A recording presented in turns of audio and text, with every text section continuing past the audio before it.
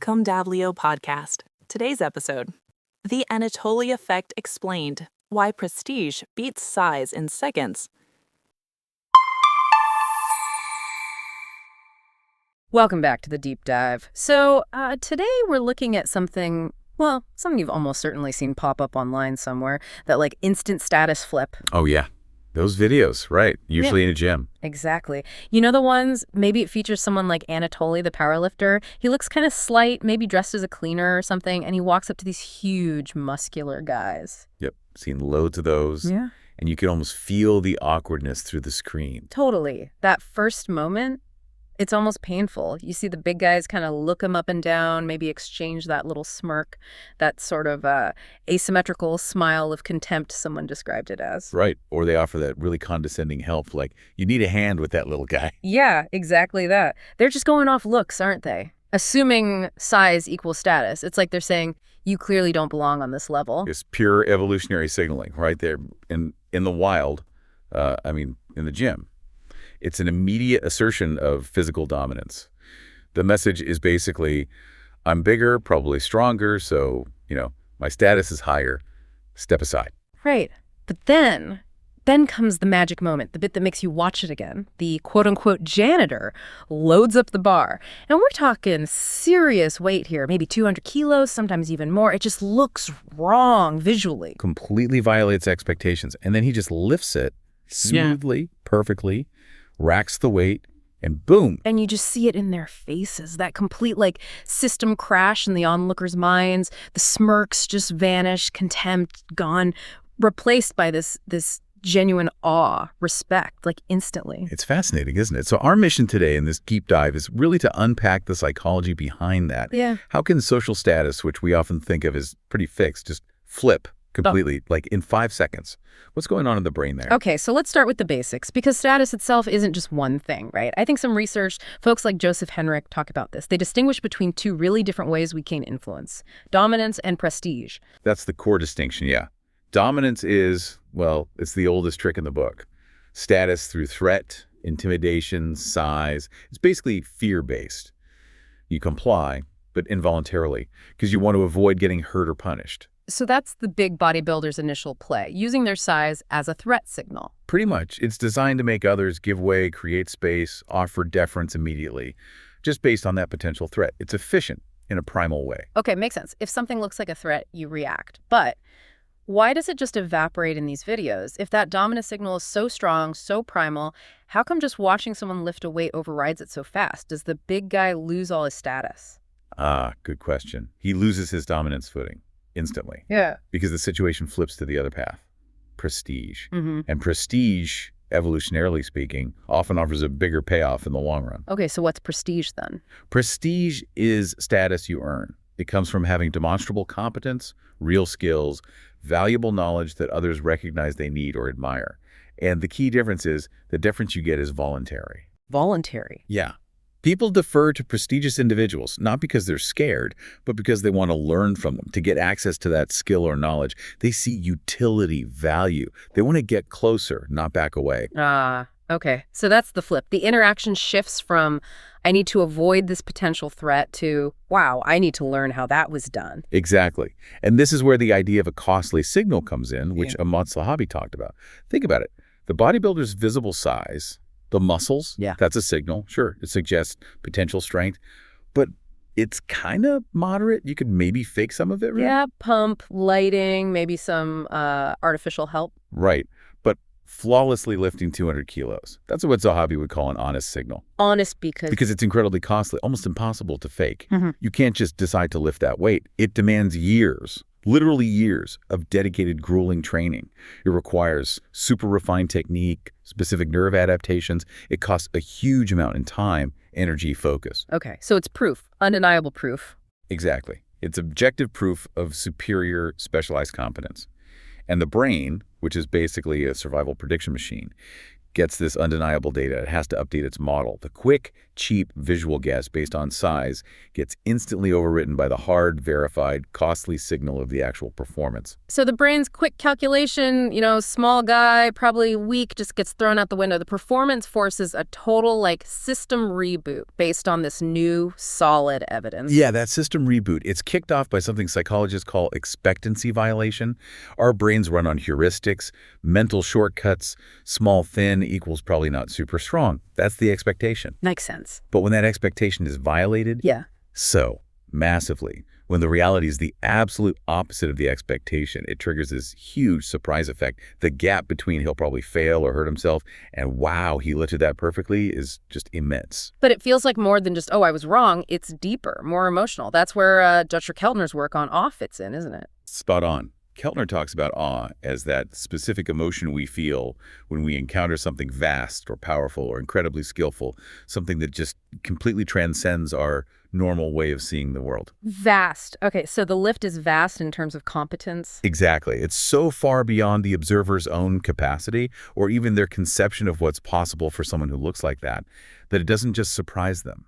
It forces what Keltner calls cognitive accommodation.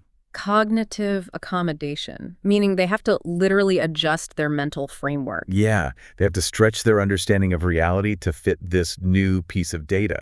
They have to accept that, oh, okay, maybe incredible strength doesn't always look like a cartoon bodybuilder. Maybe competence comes in unexpected packages. They have to update their whole model of the world, basically. Wow, and this all happens in a split second, involuntarily. Pretty much instantly. We can even trace the likely neurobiology. The amygdala, the brain's threat and salience detector goes, whoa, this is important. It flags the event as highly relevant for status, for learning, maybe even survival in a social sense. And is that why everything else just stops? The talking, the movement, Yeah. everyone just stares? Absolutely. Attention networks just lock on to the event, total focus. You often see that wide-eyed look, what facial coding experts call AU5, the upper eyelid raise. It signals genuine surprise and maximum perceptual intake, like the brain saying, record everything. Okay. And then, crucially, the brain's social valuation networks, the parts that figure out who's important, who's competent, who's worth listening to, they perform that immediate status update. The janitor goes from irrelevant, low status to highly valuable, highly formidable potential teacher in an instant. It's a rapid, essential update for navigating the social world. Okay, so this is fascinating. The brain is basically hardwired to recognize and respect real competence when it sees undeniable proof. This isn't just about lifting weights, though, is it? There's a huge lesson here for, everyday leadership, teamwork, life in general. Absolutely. The biggest practical takeaway for anyone listening is probably the power of showing versus just telling. Right. Demonstrate, don't just claim. Exactly. If you want to build credibility, say, in a work meeting, leading a project, even just in your personal interactions, one clear, verifiable demonstration of competence is worth so much more than 10 minutes of just talking about how good you are. Like nailing that difficult presentation or fixing that tricky technical problem live while others are watching. Precisely. Solve the complex problem on the spot. Execute the difficult technique flawlessly. That performance is the costly signal. It generates instant, undeniable credibility because people see the proof. It cuts through any bluffing or just, sounding confident. And it's amazing how quickly you can see the shift in the other people, isn't it? You mentioned the faces in the videos. If you know what to look for, you can actually read that status recalibration happening in real time. Totally. You look for those specific micro-behaviors. Right. The eyebrows shoot up, that's AU1 and 2 in the coding system. Genuine surprise, not faked. The jaw might literally drop a bit, that's AU26. And then watch the body language. The dominant posture, standing tall, maybe puffing out the chest. Yeah.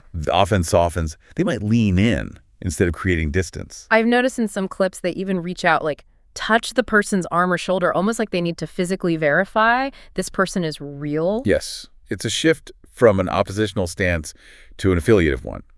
And maybe the clearest sign. The questions change.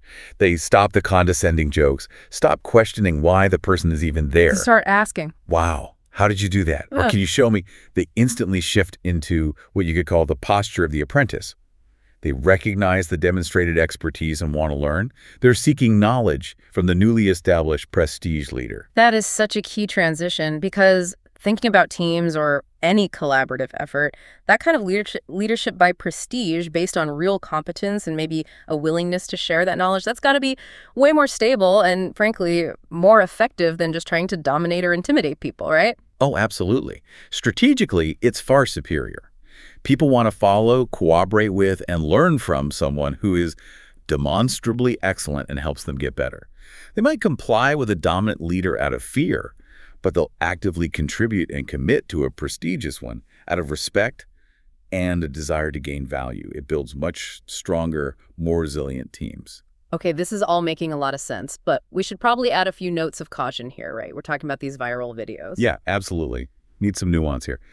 While the underlying psychology, the status flip based on competence, is pretty solid, these specific videos, the Anatoly ones or similar, come with some pretty big asterisks. Like the editing. Massively. Editing bias is huge. You're seeing the highlight reel. You see the one or two guys whose jaws drop, who cheer, who have that massive reaction. You don't see the, maybe dozens of other interactions where people barely noticed or just shrugged or checked their phones. Right. They select the most dramatic reactions to make a better video. It might even be semi-staged sometimes. Who knows? Could be. The point is, the video is crafted to maximize that emotional payoff. The reality of every interaction probably isn't quite so extreme. Good point. And we also need to stress that this kind of respect is, well, it's specific, isn't it? The amazing lift gets you respect in the gym. Exactly. Strength is situational.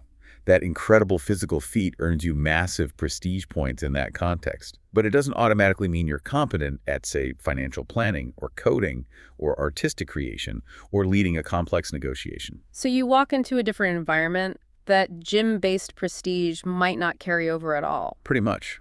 Respect is conditional on the domain. You demonstrate high competence in Area X, you gain prestige in Area X. Walk into Area Y where you know nothing and start bluffing. That prestige evaporates instantly. You have to keep earning it, relevant to the situation. Staying humble about the limits of your expertise is crucial. That's really important. And one more thing, looping back to the costly signal idea and safety. Yes. Critically important safety note here. That massive lift is only possible because the person put in the work safely over years. Right. The whole point isn't, wow, maybe I should try lifting something crazy heavy. No, please don't. These feats require years of careful, structured progression. They need proper coaching, technique work, building up the neurological pathways and the physical structures safely over time. So the performance itself is actually proof of that safe long-term investment. Exactly. It's proof of discipline and structured progress, not an invitation to be reckless. Don't try to replicate max lifts just based on how someone looks or because you saw a video.